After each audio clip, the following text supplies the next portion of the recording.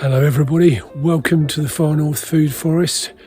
It's a cold, well I was going to say afternoon, but sort of early evening now. The sun's starting to go down a little bit, and here in the Far North Food Forest I'm just looking at one or two of our plants that we've been raising in 7 raised beds. You may have noticed them as we've been going around. Some of them need a little bit of repair now, but we have 7 large raised beds in our garden, and those are specifically for the 7 layers that are in a food forest. So we can try out different things that are in those particular layers. So whether it's ground cover, or it's the herbaceous, or the shrub layer, or even the small trees. And you may have noticed we've had things like varieties of blackcurrants that we may have been trying out, or elders that we've been trying out, and you may have wondered why on earth he's putting that in a raised bed. But these are the things that we've been trying out. And one of the things that we've been trying out is just down here. This is a plant called Skirret. I'm not sure if you've heard of it before.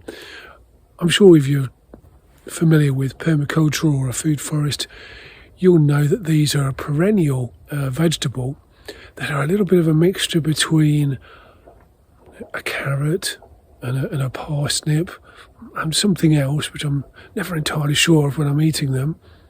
But they're a nice sort of crunchy sort of a vegetable, and we've been trying them out, to see whether they can cope up here with the particular conditions that we have. And they have a little bit more protection in the raised beds. But let's have a look at this. If you've never seen one before, so you can have a look with me now. So this is the perennial vegetable that we've been looking at. You can see here it's got a little bit of growth. In fact, I don't think that's its growth. I think that's just that's a buttercup trying to get in amongst it there. So this, you can see the top of here, is the skirret. And it gets quite tight in the ground. If we can, there we go. Just lever it up, and you can see that is your crop. So lots of small carrot-sized tubers here. If you were going to replant it, you can split this. You can eat those tubers, but you can split this plant. Just looking at the top here, you can see those little heads that will break off and separate. You could plant those, and as long as you have, so one of those heads there, tubers are not as important as that head bit. You can break those off and actually have quite a few of these little plants. So that's quite a good crop. That's just from one. So that's quite a good crop there. So we put that in fairly recently, and that, well, that's quite a few carrots there, isn't it? It looks, it's like Methuselah or something, but that looks like a really good plant. So you can eat those tubers. So that's just one right there. So if you can separate them, so separate these heads at the top, you can replant them, and you could have skirret. I could put it right across this raised bed, or I could put it out into the forest somewhere. Now we know that it works.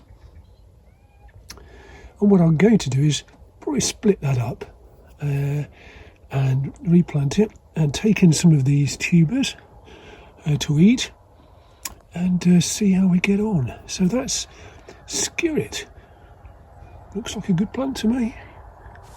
And if you look closely at the crown, it has these tiny little slips that you can just sort of prise off, maybe cut off with a piece of root, and you can put them into a pot if they're quite small, or you can just split the crown up as long as it's got some root on there, and pop that into the back into your raised bed if you like. That's what I'm going to do.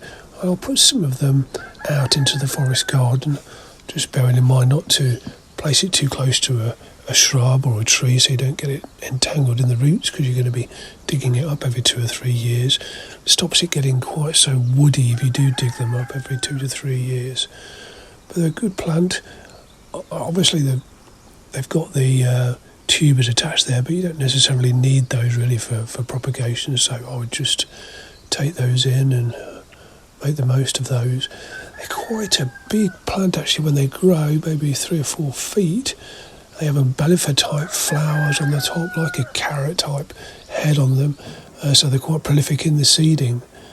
But if you look at them quite closely, so they do resemble tiny little carrots, obviously the colour of a parsnip, although there used to be white carrots as well, or there are white carrots now.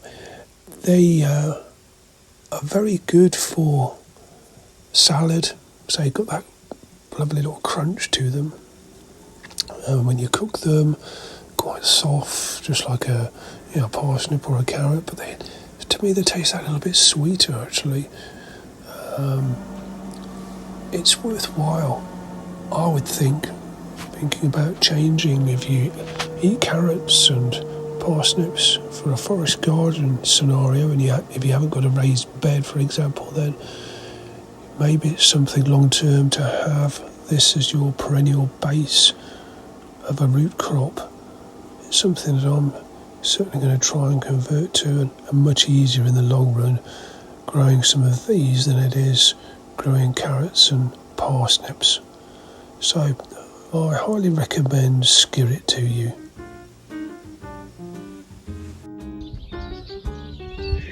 So this is our first raised bed.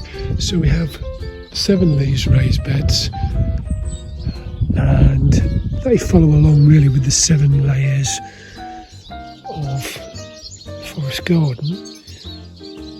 However, what I tend to do, sometimes it's things that I'm raising for the first time. Sometimes it's things that don't do well out in the main forest, and a lot of those tend to be root crops, because often they interrupt the roots of other things that you're growing nearby.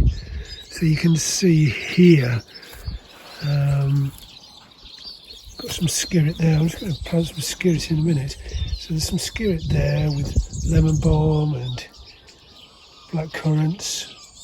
There's a gooseberry there, some comfrey, daylilies, some rhubarb, there's some sweet cicely there, all comfrey along the edge. I'm sort of experimenting a bit with planting comfrey along the edge. This is the yellow, sort of more local version, I suppose I would call it, but it often seems to compete and stop some of the grass coming through as it's grass on the paths, so I'm hoping that will happen. There's some chives here, and a lot of the ground cover is Siberian purslane. You'll even see some kale over there.